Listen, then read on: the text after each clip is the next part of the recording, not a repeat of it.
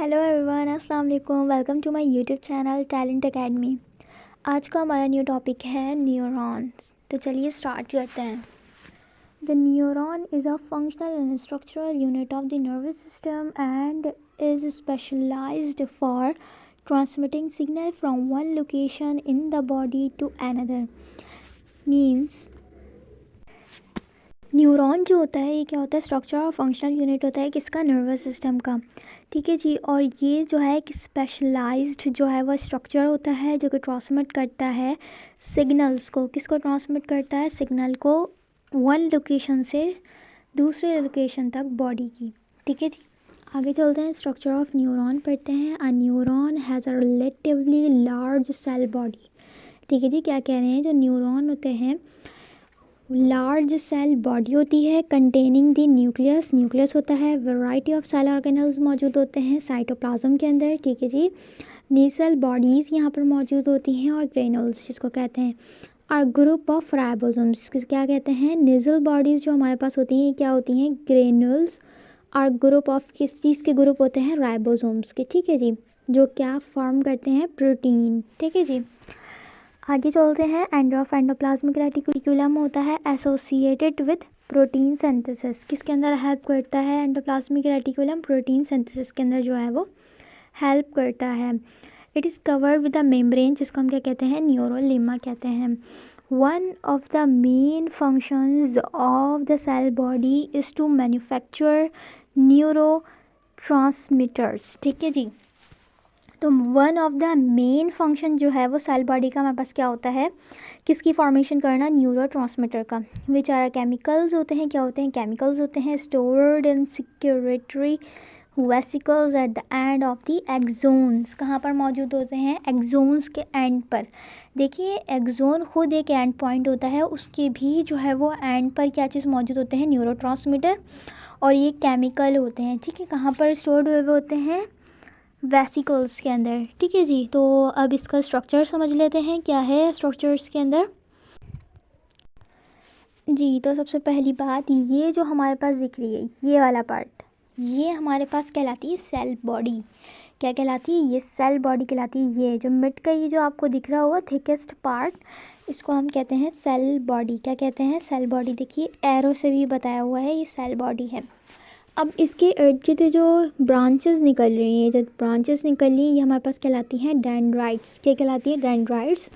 और ये जो हमारे पास ये जो टेल होती है ये, इसको हम कहते हैं, इसके जो अपर पार्ट है, इसका ये जो अपर पार्ट है इसको हम क्या कहेंगे, एक्सोन्स। क्या कहेंगे, एक्सोन्स कहेंगे।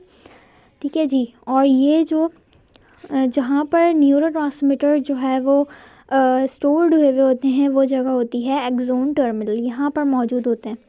एक्सोन के टर्मिनल साइट पर जो है वो हमारे पास क्या चीज़ मौजूद होती है, न्यूरोट्रांसमीटर होते हैं। अब यहाँ पर एक और चीज़ लिखी हुई है, माइलिन शीट कैप। तो अब पहली बात ये माइलिन शीट होती क्या है। ठीक है जी। तो माइलिन शीट जो है एक शीट होता है, एक्स्ट्रा जो है कवरिंग होती है जो कि एक न्यूरॉन से दूसरे न्यूरॉन से ईज़िली जो है सिग्नल को ट्रांसफ़र कर देती है। दोनों मिक्सअप नहीं होते, सेपरेशन का काम करती है, इंसुलेशन का काम करती है दोनों न्यूरॉन्स को आपस में। ठीक है जी। तो ये जो है माइलिन शीट होती है। और माइलिन शीट वाला न्यूरॉन जो है वो बहुत ज़्यादा मॉडिफाइड और जो है वो क्या कह सकते हैं कि अच्छा स्ट्रक्चर होता है उसका। तो माइलिन शीट जो है वो हेल्प करती है, इंसुलेशन प्रोवाइड करती है, दोनों न्यूरॉन के सिग्नल को आपस में जो है वो सेपरेट करती है। ये नहीं होता मिक्सअप कर दें आपस में ही न्यूरॉन सिग्नल्स को, नहीं, अलग अलग जो है ये ट्रांसफ़र करते हैं इंफॉर्मेशन को। और बीच में जो है इंसुलेशन का जो काम होता है वो माइलिन शीट का होता है, आगे शायद लिखा हुआ हो।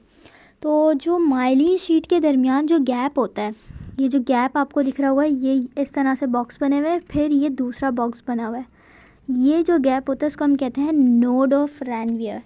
इम्पल्स की जो डायरेक्शन होती है वो इस डायरेक्शन में होती है।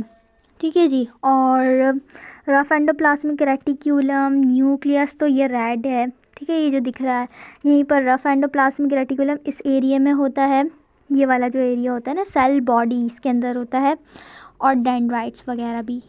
ठीक है जी। तो आई होप आपको समझ आ गया होगा। अब ये एक्सोन हाइलॉक क्या चीज़ है? ये जब सेल बॉडी और एक्सोन जब मिल रहे होते हैं, यानी कि जब सेल बॉडी एंड हो जाए और एक्सोन स्टार्ट हो, उस पॉइंट को हम कहते हैं एक्सोन हाइलॉक। ठीक है जी। तो आई होप आपको ये पूरा क्लियर हो गया होगा। आगे चलते हैं जी। तो यहाँ पर क्या लिखा हुआ है? डेंड्राइट्स। ठीक है जी। अब डेंड्राइट्स को पढ़ने वाले हैं। जो हमारे पास सेल बॉडी होती है उससे जो ब्रांचेस निकली हुई होती हैं, सेल बॉडी से जो ब्रांचेस निकली हुई होती हैं उसको हम कहते हैं डेंड्राइट्स। ब्रांच टेंड्रल्स होते हैं डेट एक्सटेंड आउटवर्ड आ रहे होते हैं फ्रॉम द सेल बॉडी। कहाँ से निकल रहे होते हैं?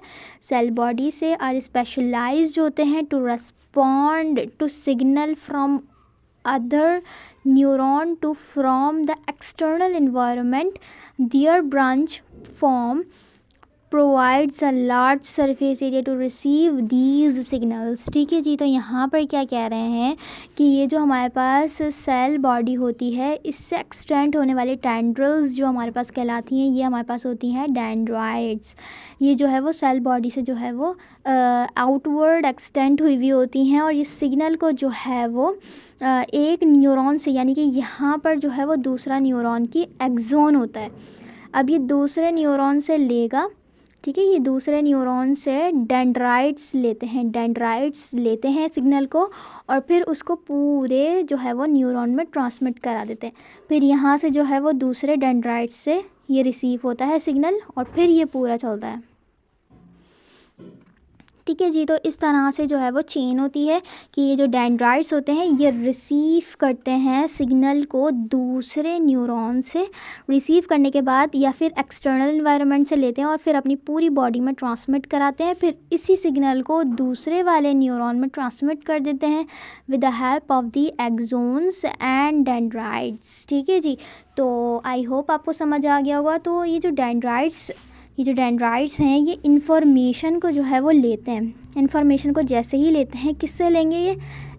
ये एक्सोन से लेते हैं इन्फॉर्मेशन। और ये इन्फॉर्मेशन कहाँ पर आएगी?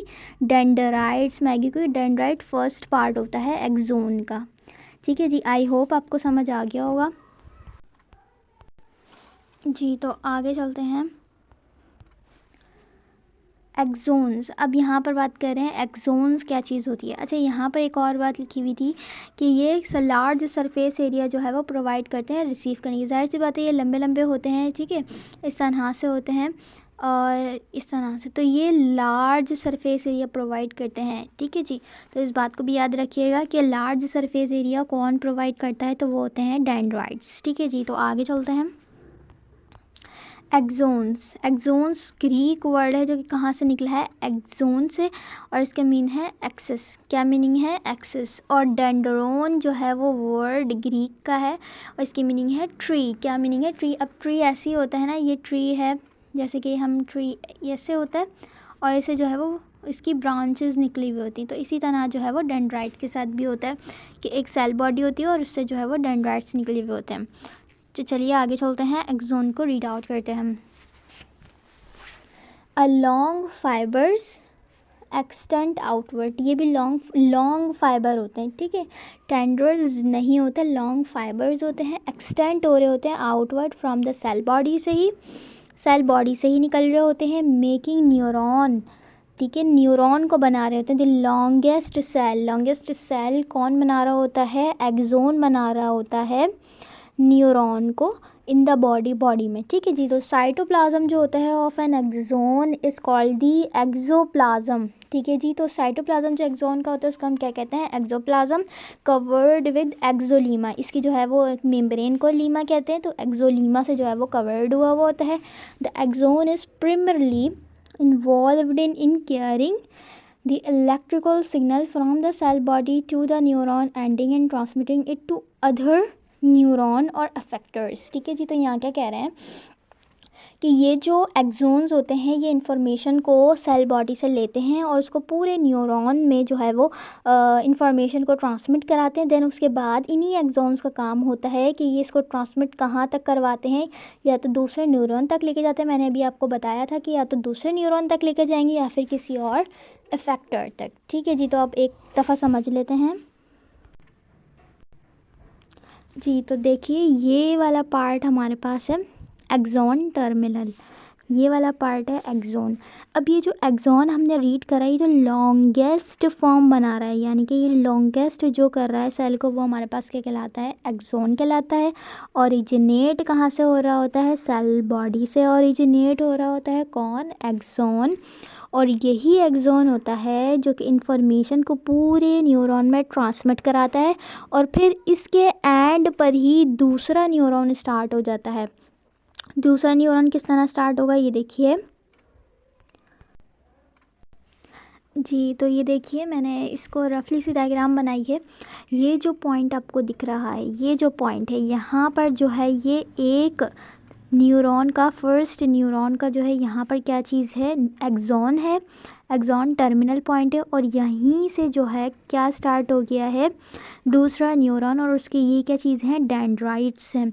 तो ये इस तरह से जो है वो जो हमारे पास एक्सॉन होता है वो एक न्यूरॉन से इन्फॉर्मेशन को पूरे में जो है वो ट्रांसमिट करता है, और उसी एक्सॉन का काम होता है इस इन्फॉर्मेशन को दूसरे न्यूरॉन तक ट्रांसफ़र करना। और फिर इस डेंड्राइट्स का क्या काम होता है कि ये इन्फॉर्मेशन को पूरे जो है वो दूसरे न्यूरॉन से लेता है। डेंड्राइट्स यहाँ पर ले रहा है ना, दूसरे न्यूरॉन से जो है वो इन्फॉर्मेशन को लेगा और उसको सेल बॉडी को जो है वो कन्वे कर देगा।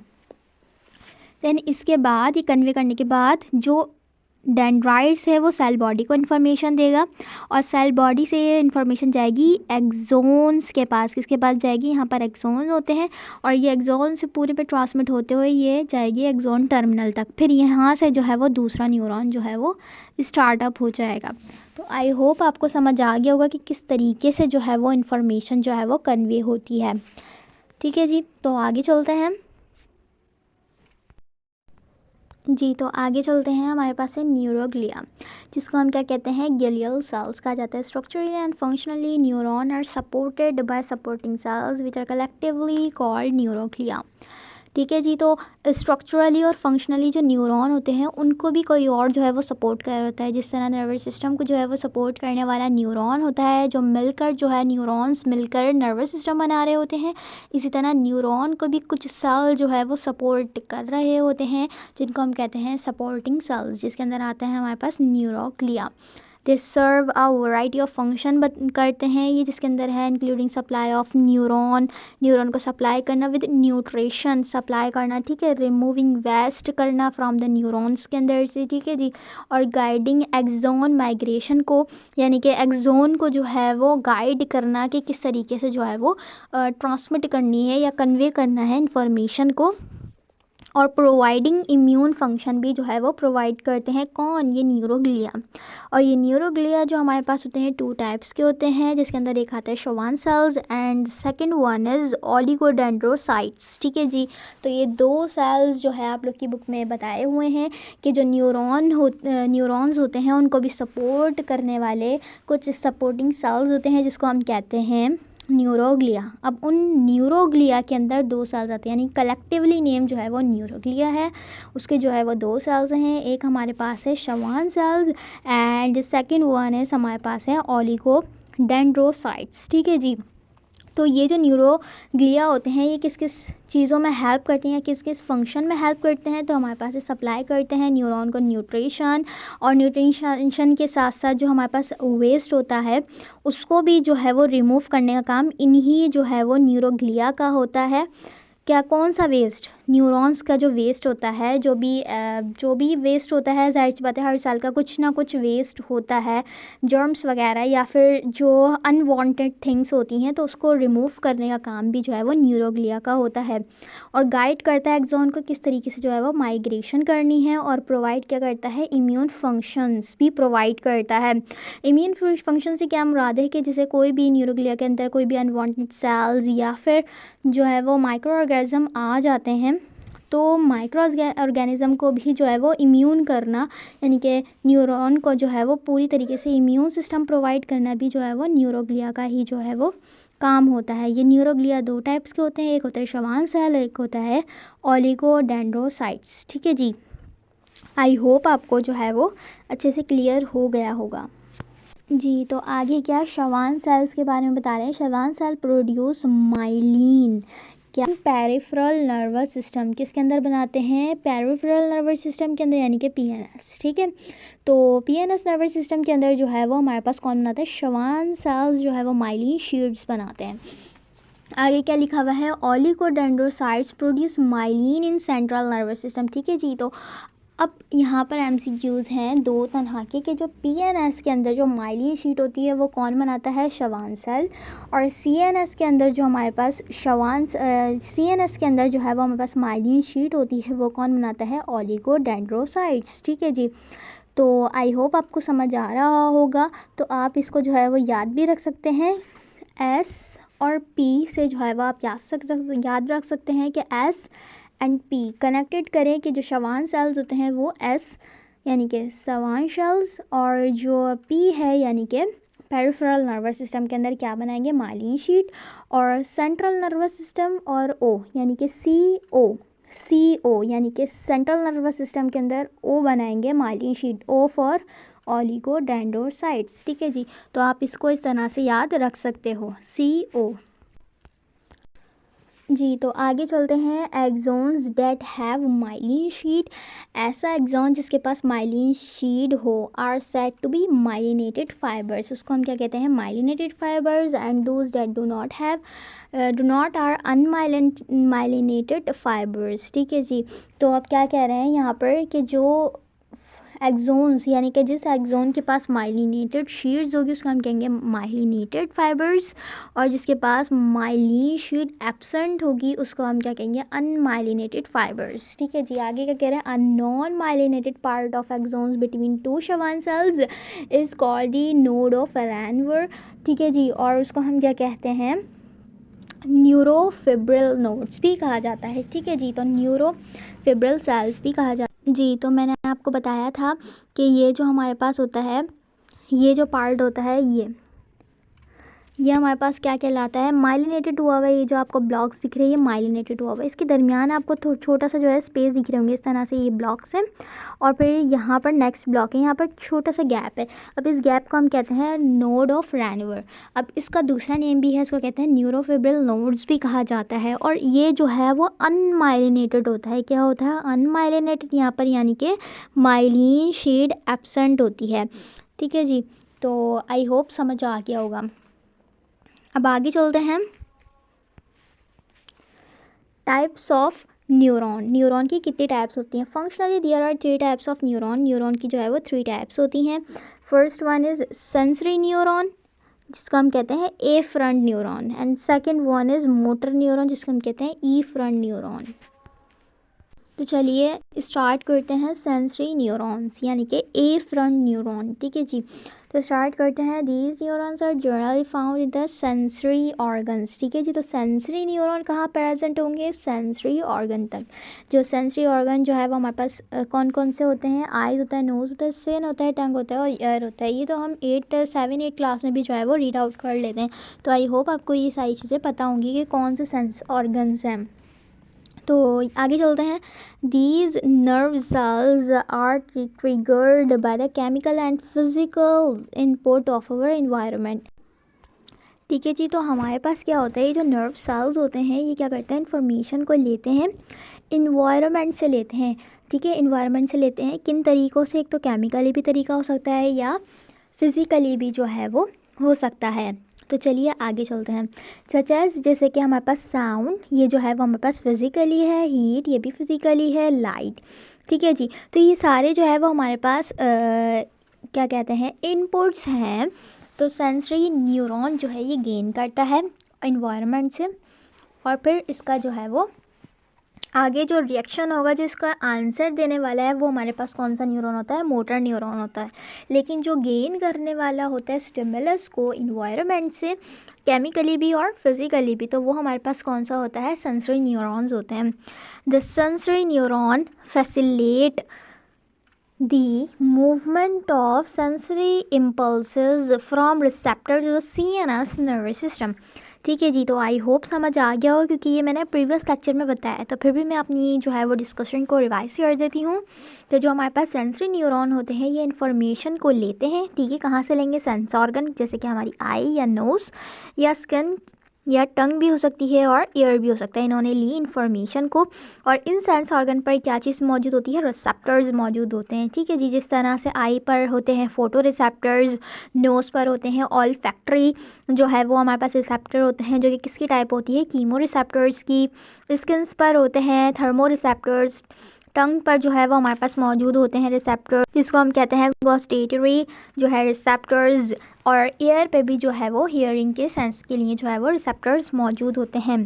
ठीक है जी, तो साउंड रिसेप्टर्स जिसको हम कहते हैं, और ये जो हमारे पास होते हैं इनकी डिफरेंट टाइप होती है, तो ये अभी आपके लेक्चर में नहीं है।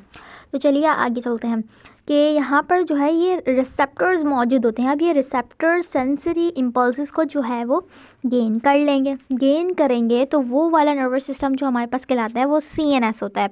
ठीक है जी, अब आगे चलते हैं मोटर न्यूरॉन्स। मोटर न्यूरॉन्स क्या कह रहे हैं कि मोटर न्यूरॉन्स जो होते हैं ये ई फ्रंट न्यूरॉन होते हैं। क्या होते हैं, ई फ्रंट होते हैं। इसको आपने याद रखना है, ए फ्रंट कौन सा है, ई फ्रंट कौन सा है। These neurons are the ones that facilitate the transmission of motor impulse। ऐसे न्यूरॉन होते हैं जो कि ट्रांसमिशन करते हैं ऑफ मोटर इम्पल्स, जो है वो ट्रांसमिशन करते हैं कहाँ से, फ्रॉम CNS से, सेंट्रल नर्वस सिस्टम से। अब सेंट्रल नर्वस सिस्टम के अंदर दो चीज़ आती है, ब्रेन और स्पाइनल कॉर्ड। ठीक है जी, टू द इफेक्टर, अब इनका काम टू द इफेक्टर तक है। रिसेप्टर से इंफॉर्मेशन को लेके जाना CNS तक, ये हमारे पास किसका काम होता है, सेंसरी न्यूरॉन का। किसका होता है, सेंसरी न्यूरॉन का। अब इस CNS से इंफॉर्मेशन लेकर जाना इफेक्टर तक, जिसमें आते हैं मसल्स या ग्लैंड्स, तो ये हमारे पास काम होता है मोटर। ठीक है जी, तो हमारे पास जो मोटर न्यूरॉन होते हैं उनका। ठीक है जी, तो और ये दोनों जो है काउंट किसके अंदर होते हैं, CNS नर्वस सिस्टम के अंदर आते हैं। अब CNS के अंदर क्या चीज़ आती है हमारे पास, brain and spinal cord. I hope आपको समझ आ गया होगा। आगे चलते हैं। These types of neurons play important role in the voluntary and involuntary movement of the body. ठीक है जी, तो ये वाले जो न्यूरॉन है, मोटर न्यूरॉन है, ये प्ले करते हैं बहुत इंपॉर्टेंट रोल, यानी कि मेजर रोल किसके अंदर, वॉलेंट्री के अंदर, इनवॉलेंट्री के अंदर बॉडी के। अब वॉलेंट्री और इनवॉलेंट्री आपको आई होप आपको पता होगा। वॉलेंट्री जो हमारी मर्ज़ी से हों और इनवॉलेंट्री जो हमारी मर्ज़ी से ना हो, जैसे कि हमारा हार्ट बीट। ठीक है जी, और वॉलेंट्री में जो हमारी मूवमेंट वगैरह होती है। तो आगे चलते हैं। तो ये देखिए, ये हमारे पास जो है वो माइलिन शीट है। अब माइलिन शीट यहाँ पर क्या लिखा हुआ है, माइलिन शीट इलेक्ट्रिकली इंसुलेटिंग जो है वो लेयर रैप्ड हुई होती है around the exons which increases the speed of electrical conduction. यानी कि ये जो है वो इंसुलेटिंग का काम करती है, रैप्ड हुई होती है कहाँ पर, एक्सोन पर, और इंक्रीज़ करती है speed of the electrical conduction. यानी कि हम ये कह सकते हैं जिस न्यूरॉन के पास जितने ज़्यादा माइलिन शीट रैप्ड हुई होती है वो उतनी जल्दी जो है वो इलेक्ट्रिकल कंडक्शन जल्दी करता है, स्पीड में करता है। और जिसके पास माइलिन शीट एब्सेंट होती है तो वो जो है वो हमारे पास स्पीड में जो है वो कंडक्शन नहीं करता।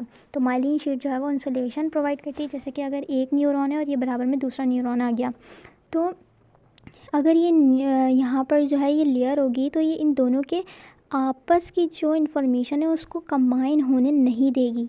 तो ये इंसुलेशन जो है यहाँ पर इस तरह प्रोवाइड होती है। आई होप आपको समझ आ गया होगा जी। तो आगे है इंटर न्यूरॉन्स एसोसिएशन न्यूरॉन। ये क्या होते हैं, एसोसिएट करते हैं। इंटर न्यूरॉन मीन्स नेम से ही पता चल रहा है कि एसोसिएशन होगी दो न्यूरॉन्स के दरमियान। तो चलिए इसको रीड आउट कर लेते हैं। क्या लिखा हुआ है यहाँ पर कि these neuron act as a mediator. ठीक है, मेडिएटर के दरमियान, बिटवीन किसके दरमियान, एक तो सेंसरी न्यूरॉन और मोटर न्यूरॉन। जो हमने प्रीवियसली भी पढ़ा है कि मोटर न्यूरॉन होते हैं और सेंसरी न्यूरॉन्स होते हैं, और इसके अलावा एक ऐसे न्यूरॉन होते हैं जो इन दोनों के कॉम्बिनेशन से होते हैं। Are the and the central nervous system, it helps in the smooth transmission of signals. ठीक है, ये किस में हेल्प करते हैं, स्मूथ ट्रांसमिशन करवाते हैं, यानी कि ईजिली करवाते हैं, स्मूथली करवाते हैं सिग्नल की ट्रांसमिशन। ठीक है जी, तो आई होप आपको अंडरस्टैंड हो गया होगा व्हाट इज़ इंटर न्यूरॉन। ठीक है जी। तो इस डायग्राम को जो है वो अच्छे से जो है वो समझ लेते हैं, ये वाली डायग्राम को जी। तो यहाँ पर आपको दिख रहा होगा कि ये हमारे पास आ गए डेंड्राइट्स। ठीक है, अब आप बोल रहे होंगे कि डेंड्राइट्स के बाद तो सोमा आता है, सेल बॉडी आती है, लेकिन सेंसरी न्यूरॉन, मोटर न्यूरॉन और इंटर न्यूरॉन, अब इन दोनों की जो है वो बॉडीज़ में फ़र्क होता है। तो कैसे कनेक्ट हुए हुए हैं, ये हमारे पास आ गए डेंड्राइट्स, ठीक है। इसके बाद यहाँ पर इन्होंने जो है वो एक स्पेसिस का कोई नाम नहीं है, वैसे तो ये हमारे पास माइलिनेटेड शीट्स होती है, ठीक है जी। आगे यहाँ पर आई सेल बॉडी आ गई, फिर इसके बाद हमारे पास आ गया एक्सोन, ठीक है जी। लेकिन जो प्रीवियस लेक्चर में था कि डेंड्राइट्स की में सेल बॉडी में ही जो है वो डेंड्राइट्स होते हैं, लेकिन सेंसरी न्यूरॉन जो हमारे पास होता है उसका स्ट्रक्चर इस तरह नहीं होता। इसका स्ट्रक्चर ऐसे होता है, पहले डेंड्राइट्स, देन माइलिन शीट आती है, देन इसके बाद सेल बॉडी आती है, देन एक्सोन आते हैं। इसके बाद ये आपको दिख रहे होंगे एक्सोन टर्मिनल्स। अब ये कनेक्टेड किससे हैं, दूसरे न्यूरॉन जिसको हम कहते हैं इंटर न्यूरॉन। अब इंटर न्यूरॉन सेंसरी न्यूरॉन और मोटर न्यूरॉन दोनों के जो है वो दरमियान में होते हैं। कहाँ होते हैं, दोनों के दरमियान में होते हैं इंटर न्यूरॉन्स। अब ये दोनों आपस में कनेक्टेड हुए हुए हैं, आपको दिख रहा होगा। ये हमारे पास आ गई सेल बॉडी, ये आ गए डेंड्राइट्स, सिंपल वही स्ट्रक्चर है, इंटर न्यूरॉन का स्ट्रक्चर है जिसके अंदर सेल बॉडी से जो है वो डेंड्राइट्स निकले हुए हैं।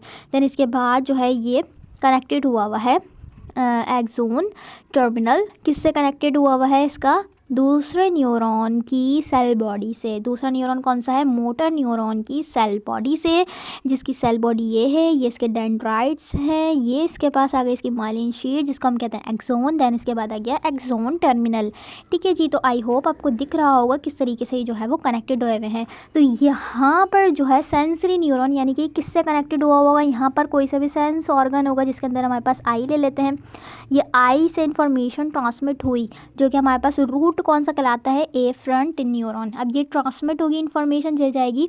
सेंसरी न्यूरॉन अक्सर जो है वो इंटर न्यूरॉन से जो है वो कनेक्टेड होते हैं, तो यहाँ पर इंटर न्यूरॉन से कनेक्टेड हुआ हुआ है। यहाँ से सेंस ऑर्गन आई से इन्फॉर्मेशन गई, ट्रांसमिट हुई, ये इंटर न्यूरॉन के पास गई। अब यहाँ पर जो है ये जो हमारे पास ब्रेन से इन्फॉर्मेशन जो है वो आएगी, यहाँ पर सीएनएस नर्वस सिस्टम काम करेगा, यानी कि ब्रेन और स्पाइनल कॉर्ड के पास जाएगी। अब ये कमांड देगा कि रिटर्न में क्या इफ़ेक्ट करना है इस रिसेप्टर को।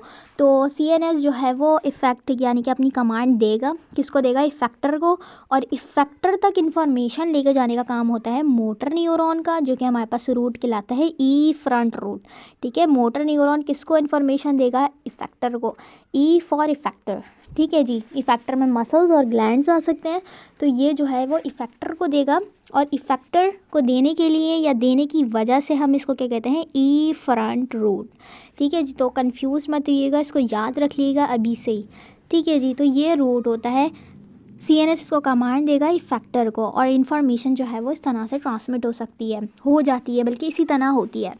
तो सीएनएस नर्वस सिस्टम जो है वो किसके अंदर, मोटर न्यूरॉन भी काम करते हैं और सेंसरी न्यूरॉन और इंटर न्यूरॉन, तो ठीक है जी। तो आगे हमारे पास है रिफ्लेक्स एक्शन। क्या है हमारे पास, रिफ्लेक्स एक्शन।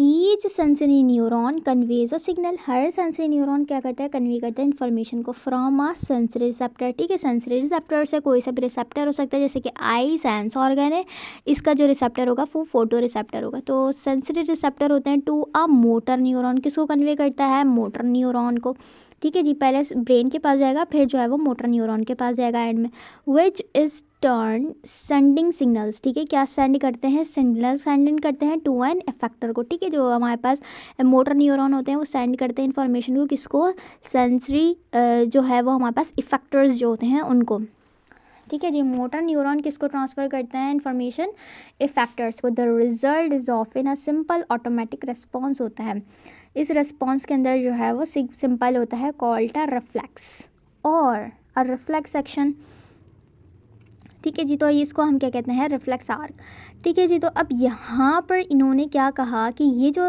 रिफ्लेक्स एक्शन होते हैं इसके अंदर क्या होता है, सबसे पहले तो सेंसरी न्यूरॉन जो करते हैं कन्वे करते हैं इन्फॉर्मेशन को रिसेप्टर तक, ठीक है। यहाँ तक तो ठीक है। इसके बाद ये डायरेक्टली किसको कर रहे हैं, मोटर न्यूरॉन को करेंगे, और मोटर न्यूरॉन जो है वो डायरेक्टली इफेक्टर को जो है वो रेस्पॉन्ड कर देगा। लेकिन हमारे पास यहाँ पर क्या होता है कि पहले ब्रेन तक जाता है और ब्रेन कमांड करता है, लेकिन ये जो रिफ्लेक्स एक्शन होते हैं, ये जो रिफ्लेक्स एक्शन होते हैं ये हमारे पास किस तरह होते हैं, इसके अंदर ब्रेन तक इन्फॉर्मेशन नहीं जाती, ब्रेन से पहले ही जो है वो कमांड आ जाती है। कौन देता है ये कमांड, इसको जो है वो हम कहते हैं स्पाइनल कॉर्ड। तो स्पाइनल कॉर्ड से ही जो है वो कमांड आ जाती है। इससे पहले कि ब्रेन तक इन्फॉर्मेशन जाए, ये स्पाइनल कॉर्ड से ही कमांड लेकर इफेक्टर जो है वो इफ़ेक्ट कर देते हैं, ठीक है, ऑटोमेटिकली। इसको हम क्या कहते हैं, एक्शन को रिफ्लेक्स एक्शन कहते हैं या फिर रिफ्लेक्स भी कहा जाता है। Pathway along which impulse are transmitted from receptor to an effector are called the reflex arc, ठीक है जी। तो रिफ्लेक्स एक्शन से होने वाला जो पाथवे है जिससे गुजरते हुए ये जाते हैं रिसेप्टर से जो है वो डायरेक्टली इफेक्टर तक जाते हैं, इस पाथ को हम क्या कहते हैं, रिफ्लेक्स आर्क कहा जाता है। ये MCQs में आता है। Examples of human reflexes including the familiarly knee jerk जो हमारे पास होता है, pain withdraw with the reflexes, ठीक है जी। तो हमारा अगर हैंड किसी चीज़ से जल जाता है, जैसे कि यहाँ इमेज में दिखाया गया है कि अगर कैंडल पर हाथ रखते हैं या फिर अचानक से किसी भी चीज़ से हमारा हाथ जल जाता है तो हम फ़ौरन हटाते हैं, तो ये हमारे पास रिफ्लेक्स एक्शन होते हैं। यानी कि इन्फॉर्मेशन हमारे पास ब्रेन तक भी नहीं गई होती कि हम जो है वो इसका इफ़ेक्ट कर देते हैं, हम अपना हाथ हटा लेते हैं। तो वो किस वजह से होता है, वो सिर्फ़ और सिर्फ किसकी वजह से होता है, स्पाइनल कॉर्ड की वजह से होता है या फिर रिफ्लेक्स आर्क जो इसका पाथवे होता है जी। तो यहाँ पर क्या कह रहे हैं कि ये जो हमारे पास होता है reflexes of this sort do not require the interneuron, require नहीं होते इंटरन्यूरॉन, मतलब ब्रेन इंटरन्यूरॉन्स जो है वो ज़्यादातर कहाँ पर मौजूद होते हैं, ब्रेन के अंदर होते हैं। अब ये इंटरन्यूरॉन जो है वो इससे भी जो है वो रिलेटेड है कि ब्रेन से जो है ये इसका ताल्लुक होता ही नहीं है इस रिफ्लेक्स एक्शन से, इसका ताल्लुक सिर्फ और सिर्फ स्पाइनल कॉर्ड से होता है। Although we know other pathways inform the brain of pricked finger, ठीक है जी। तो हमारे पास क्या कह रहे हैं, हमें पता है कि जो दूसरे पाथवे होते हैं उसमें जो है वो the brain of pricked finger, ठीक है, जो ब्रेन को भी जो है वो इंफॉर्मेशन जाती है, लेकिन जो रिफ्लेक्स एक्शन होते हैं उसमें जो है वो रिफ्लेक्स एक्शन के अंदर इंफॉर्मेशन ब्रेन तक पहुंचती ही नहीं है कि हमारे पास एक्शन हो जाता है। अब ये होता है किस तरह से, जो हमारे पास क्या होता है स्पाइनल कॉर्ड, उससे जो है वो इंफॉर्मेशन डायरेक्टली जो है वो ट्रांसमिट हो जाती है। तो किस तरह से होती है ये देखिए, यहाँ पर क्या लिखा हुआ है, मतलब इस डायग्राम के अंदर किस तरह से है कि ये रिसेप्टर ने जो है वो स्टिमुलस को रिसीव किया, ये गया हमारे पास सेंसरी न्यूरॉन के थ्रू, जो ए फ्रंट रूट है वहाँ से गया और फिर ये डायरेक्टली जो है वो घूम जाएगा यहाँ से ही, यानी कि ये आगे तक ब्रेन तक नहीं गया वहाँ से, लेकिन ये यहीं से ही जो है वो घूम कर आ गया, जिसके अंदर हमारे पास इफेक्टर मोटर न्यूरॉन आ जाएगा और फिर इससे जो है हम अपना हैंड विड्रॉल कर लेंगे जी। तो देखिए यहाँ पर 3 टाइप्स के जो है वो न्यूरॉन के स्ट्रक्चर्स हैं, सेंसरी न्यूरॉन्स है, इंटर न्यूरॉन्स है और मोटर न्यूरॉन है। तो सेंसरी न्यूरॉन में आप देख सकते हैं सबसे पहले जो है ये हमारे पास डेंड्राइट्स का स्ट्रक्चर है, देन इसके बाद जो है वो सेल बॉडी आती है, फिर हमारे पास एक्सोन्स आते हैं। लेकिन यहाँ पर अगर इंटर न्यूरॉन्स में देखें तो डेंड्राइट्स जो है वो कहाँ से निकल रहे हैं, सेल बॉडी से निकल रहे हैं, देन इसके बाद axon and then axon terminal. यहाँ पर अगर आप देखें मोटर न्यूरॉन के अंदर पहले जो है सेल बॉडी है, देन इसके बाद जो है डेंड्राइट्स इसी के साथ आते हैं, ये सेम है। लेकिन जो फ़र्क है मोटर न्यूरॉन के पास जो है यहाँ पर क्या होती है, माइलिन शीट होती है और सेंसरी के पास भी माइलिन शीट होती है। लेकिन आप यहाँ देख सकते हैं इंटर न्यूरॉन के पास माइलिन शीट नहीं होती। इसको याद, आपको इनके तीनों के जो है स्ट्रक्चर समझ आ गए होंगे और इनको अच्छे से आप लोग स्टडी कर लिएगा। ये जो है वो हो सकता है लेबल द डायग्राम के अंदर जो है वो आ सकें, या फिर आपको जो है वो आइडेंटिफाई करना हो कि कौन सा न्यूरॉन कौन सा है, ठीक है जी। तो आई होप आपको समझ आ गया होगा। Thank you very much. अल्लाह हाफिज़।